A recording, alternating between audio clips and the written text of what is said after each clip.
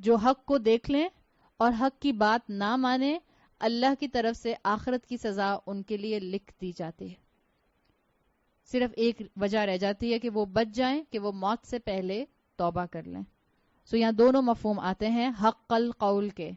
ایک، دعوت کھل کر واضح ہو گئی، دعوت کھل کر واضح ہونے کے بعد بھی انکار کیا، سو اب دوسرا قول ثابت ہو گیا، اور وہ دوسرا قول ہے وجب العذاب، اللہ کی آخرت کی سزا ان پر واجب آ جائے گی، انہوں نے اپنے آپ کو سزا کا خود مستحق کر لیا. سو اس طرح سے یہ دونوں کانسیپٹ آپ کو یہاں پر ملتے ہیں. الا اکثرہم، میجورٹی نے رسول اللہ صلی اللہ علیہ وسلم کی بات نہیں مانی تھی. ایک اسکالر ہیں جو کہ مفسر قرآن ہے، السعدی ان کا نام آتا ہے، وہ اپنی تفسیر میں لکھتے ہیں کہ قریش کی طرف اللہ تعالیٰ نے سب سے ایلوکوینٹ اسپیکر کو بھیجا. سب سے ایلوکوینٹ اسپیکر رسول اللہ صلی اللہ علیہ وسلم، اس لیے کہ آپ صلی اللہ علیہ وسلم نے اپنے لیے خود کہا تھا انا جوامع الکلم، آپ بڑی بڑی باتوں کو چند الفاظ میں بیان کر دیا کرتے تھے. رسول اللہ صلی اللہ علیہ وسلم کی دعائیں اس کی منہ بولتی تصویر ہیں. آپ صلی اللہ علیہ وسلم کی دعاؤں کے ترجمے کو آپ پڑھیں تو آپ کو پتا چلتا ہے کہ شاید جن فریزز کو ہم اب تک آرٹیکولیٹ نہیں کر پاتے، اللہ کے رسول صلی اللہ علیہ وسلم کی چند جملوں کی دعا وہ ساری کنڈیشن واضح کر دیتی ہے. سو آپ صلی اللہ علیہ وسلم کو قریش میں بھیجا گیا، آپ کا کردار ان کے سامنے تھا، قرآن کی تبلیغ بالکل واضح تھی، لیکن انہوں نے اس کا انکار کر دیا. اللہ نے پچھلی آیت کو کہاں مکمل کیا تھا؟ لِتُنذِرَ قَوْمًا مَا أُنذِرَ آبَاؤُهُمْ فَهُمْ غَافِلُونَ. سو پچھلی آیت میں آیا تھا کہ یہ تو غافل ہیں، اب یہاں آ رہا ہے لَقَدْ حَقَّ الْقَوْلُ عَلَىٰ أَكْثَرِهِمْ. کیا دونوں میں کانٹرڈکشن لگ رہا ہے؟ پہلے کہا اللہ تعالیٰ نے کہ غافل ہیں، اب اللہ تعالیٰ کہہ رہے ہیں کہ اکثریت کو تو بات سمجھ آ چکی ہے، حق کھل چکا ہے. یہ اللہ تعالیٰ نے کیوں کہا حق کھل چکا ہے؟ دل کی کیفیت کون صرف جانتا ہے؟ صرف اللہ جانتا ہے. وہ وربلی رسول اللہ صلی اللہ علیہ وسلم کا ساتھ نہیں دے پا رہے تھے، وہ عملاً رسول اللہ صلی اللہ علیہ وسلم کی تصدیق نہیں کر پا رہے تھے. ان کے دلوں نے ایک ایک مرتبہ تصدیق ضرور کی تھی، دل پہچان گئے تھے. کافر کو کافر کیوں کہتے ہیں؟ کافر وہ جو حق دیکھنے کے بعد انکار کرے، کافر وہ ہوتا ہے. کافر کہتے ہیں انکار کرنے والے کو. ظاہری بات ہے کوئی چیز سامنے آئے گی تو آپ انکار کریں گے نا. آپ ڈے ون سے کیسے انکاری ہو سکتے ہیں؟ کوئی چیز آپ کے سامنے رکھی جائے گی اور آپ اس کا انکار کریں گے تو آپ کافر ہوں گے. کافر وہ جو حق نظر آنے کے بعد حق کو اپنے دل میں چھپا لے. کفار کا لفظ صرف ڈس بلیور کے لیے استعمال نہیں کیا جاتا، کفار کا لفظ کسان کے لیے، فارمر کے لیے بھی استعمال کیا جاتا ہے عربی زبان میں، اس لیے کہ وہ سیڈ، بیج زمین میں دبا دیتا ہے. کافر کون؟ جو حق کا بیج اپنے دل میں چھپا کر رکھے، اس کو باہر نہ لے کر آئے. تو اللہ تو دلوں کا حال جانتا تھا. یہ غفلت ان کی سامنے جو مینیفیسٹ تھی وہ دنیا کو نظر آ رہی تھی، بٹ دل کی کیفیت اللہ تعالیٰ جانتے تھے کہ ان سب کو، ان کے دلوں نے ایک ایک مرتبہ تو حق کو قبول کیا تھا. ایک مرتبہ ابو جہل سے کسی نے پوچھا تھا کہ یہ بتاؤ کہ یہ جو محمد صلی اللہ علیہ وسلم پورے مکہ میں دعوت دیتے پھرتے ہیں، تمہارا کیا خیال ہے، کیا محمد جھوٹے ہیں؟ تو اس نے کہا تھا نہیں، اٹس امپاسبل کہ محمد جھوٹ بولیں. تو اس شخص نے پوچھا کہ یہ بتاؤ کہ کیا قرآن تمہیں لگتا ہے کہ یہ کلام محمد کا نہیں ہے؟ تو اس نے کہا ہاں، یہ اللہ کا یہ محمد کا کلام نہیں ہے. اس پر اس شخص نے سوال کیا پھر تم محمد پر ایمان کیوں نہیں لاتے؟ تو اس نے کہا دیکھو، ہم بنو عمر سے ہیں، وہ بنو ہاشم سے ہیں، ہماری ان کی دشمنی چلتی ہے. وہ کوئی ایک کام کرتے ہیں، ہم اس سے بہتر دوسرا کام کرتے ہیں، یا ہم کوئی بہتر کام کرتے ہیں، وہ اس سے بہتر کام کرتے ہیں. اگر میں نے قرآن کو مان لیا اور محمد کو اللہ کا رسول مان لیا صلی اللہ علیہ وسلم، تو پھر اس کا مطلب ہے کہ میں تو ان کی سبمیشن میں آ جاؤں گا. میں ان سے بہتر قرآن نہیں لا سکتا، اور میں ان سے بہتر دعویٰ نہیں کر سکتا کہ میری پرسنالٹی آپ سے زیادہ سچی ہے. سو مانتا تھا ابو جہل بھی. کس وجہ سے؟ زبان نے حق کا تصدیق نہیں کی. وجہ کیا تھی؟ تکبر. اپنے تکبر میں بند رہا. حق کے بیج کو سینے میں دبا دیا, زبان سے آرٹیکولیٹ نہیں کیا, سو دلوں کے مسلمان مت رہیے. جب انسان دلوں میں مسلمان رہتا ہے, لوگ کہتے ہیں دل میں قرآن کی عزت, دل میں اسلام کا احترام, دل میں اللہ کے احکامات سے محبت, اور عملاً کچھ مینیفیسٹ نہیں ہوتا, تو یہ کیفیت انسان کی بہت دیر تک نہیں رہتی. انسان شیطان کا تر نوالا بن جاتا ہے, جو ابو جہل اس کی تصویر بنا تھا. جب اس کو قتل کیا جا رہا تھا تو اس نے کہا تھا میری گردن تھوڑا اور نیچے سے کاٹنا, تاکہ جب تم تھال میں رکھ کے محمد کے سامنے لے کر جاؤ تو سیدھی نظر آئے رکھی ہوئی. تکبر انسان کو سیدھا سوچنے پر بھی مجبور نہیں کرتا. تکبر انسان کی انٹلیکٹ کو دیمک کی طرح کھا جاتا ہے. تو یہی چیز یہاں نظر آ رہی ہے جو اللہ تعالیٰ نے بتائی کہ یہ مان گئے تھے لیکن انہوں نے حقیقت کو چھپا دیا. تو پھر اللہ نے کیا کہا, فَهُمْ لَا يُؤْمِنُونَ, یہ لوگ ایمان نہیں لائیں گے. یہاں ایک بہت خوبصورت بات اس اینگل میں آتی ہے جو یہاں لا یؤمنون آیا ہے. اللہ نے یہ نہیں کہا فَهُمْ لَا مُؤْمِنُونَ, تو اب یہ مومن نہیں بنیں گے. اللہ نے کہا فَهُمْ لَا يُؤْمِنُونَ. یاد رکھیں عربی زبان کا ایک اصول ہے, اگر کسی چیز کے لیے اللہ تعالیٰ فعل استعمال کریں, ورب, یا اس کے مقابلے میں اللہ تعالیٰ اسم استعمال کریں, تو جب اسم آتا ہے وہاں پر ایک کوالٹی کے اندر کنٹینیوٹی ہوتی ہے. سورۃ المومنون کیسے شروع ہوتی ہے, قد افلح المؤمنون. وہاں یہ نہیں آیا کہ اللہ نے ان کو کامیاب کیا جو کہ یؤمنون تھے, نہیں, اللہ نے کہا قد افلح المؤمنون. اسم میں پرماننس ہوتی ہے, دوام ہوتا ہے. جب فعل آتا ہے اس کا مطلب ہے اس میں فلکچویشن آ سکتی ہے. سو اللہ نے کہا کہ انہوں نے حق پہچانا, اکثریت نے پہچانا, لقد حق القول, ان پر حق کھل گیا, لیکن انہوں نے حق کو آرٹیکولیٹ نہیں کیا, کنفیس نہیں کیا. سو اب کیا ہے, فَهُمْ لَا يُؤْمِنُونَ, یہ ایمان نہیں لائیں گے. مگر کب تک نہیں لائیں گے؟ جب ملک الموت نظر آتا ہے تو بڑے بڑے کافر ایمان لانے کا دعویٰ کر دیتے ہیں.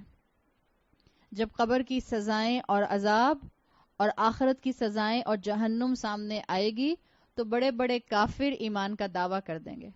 فرعون سے بڑا پیرانوئڈ کون تھا؟ جب اس کو موت سامنے نظر آ گئی تو اس نے بھی کہا تھا آمنت باللہ, میں ایمان لے آیا اللہ پر. مگر تب اس کے ایمان لانے نے اس کو کوئی فائدہ دیا؟ تب کوئی فائدہ نہیں دیا. سو یہ جو یہاں لا یؤمنون آیا ہے فعل کی شکل میں, اس کے اندر بھی بڑے گہرے مفہوم جو ہیں وہ موجود ہیں. سورہ دخان کی آیت نمبر 12 میں آتا ہے, جب کافر جو ہیں یہ اپنے سامنے سزا کو دیکھ لیتے ہیں تو یہ کہتے ہیں ربنا, اے ہمارے رب, اکشف عنا العذاب, اللہ ہم سے عذاب کو دور کر دے, انا مؤمنون, اب ہم ایمان لانے والے ہیں. انا یؤمنون نہیں آیا, اب ہم ایسا ایمان لائے ہیں اس عذاب کو دیکھنے کے بعد ہم کبھی اس ایمان سے دور نہیں ہوں گے. سو فعل آتا ہے تو فلکچویشن ہو سکتی ہے, اسم آتا ہے تو اس میں دوام ہوتا ہے. اللہ تعالیٰ نے صاف آیات میں بتا دیا کہ ایسے موقع پر ایمان لانا ان کو فائدہ نہیں دے گا. جب سامنے آگ آنکھوں سے نظر آ جائے, جب ملک الموت اپنی آنکھوں سے نظر آ جائیں, تب توبہ کرنا قبول ہوتا ہے؟ جب تک ملک الموت نظر نہیں آ رہے, یاد رکھیں آپ کی اور میری توبہ قبول ہوتی رہے گی, چاہے ہم بلین ٹائمز بھی گناہ کریں گے اور معافی مانگیں گے. لیکن معافی مانگتے ہوئے ہر مرتبہ میرا پکا ارادہ ہوگا اللہ میں آئندہ گناہ نہیں کروں گی, اللہ معاف کر دے گا. اللہ کے رسول صلی اللہ علیہ وسلم کی حدیث کا مفہوم آتا ہے, انسان معافی مانگتے ہوئے شرمندہ ہو جاتا ہے, تھک جاتا ہے, اللہ معاف کرتے ہوئے نہیں تھکتا. جب تک موت کا فرشتہ نظر نہیں آ رہا کثرت سے اللہ سے معافی مانگتے رہیے. تو پھر سوال اٹھتا ہے کہ جب اللہ نے یہ کہا کہ اکثریت پر حق واضح ہو گیا, اکثریت ایمان نہیں لائے گی, تو پھر رسول اللہ صلی اللہ علیہ وسلم کی ذمہ داری, رسولوں کی ذمہ داری, انبیاء کی ذمہ داری, اور آپ صلی اللہ علیہ وسلم کی امت کے وہ فالوورز جو اس کام کو کرتے ہیں ان کی ذمہ داری اتنی ٹف کیوں ہے جب اکثریت نہیں مانے گی؟ کیوں اتنی ٹف ذمہ داری ہے؟ یہ اللہ کی رحمت ہے کہ اللہ نے مجھے اور آپ کو نہیں بتایا کہ ہم میں سے کس کے دل پر مہر لگی ہوئی ہے.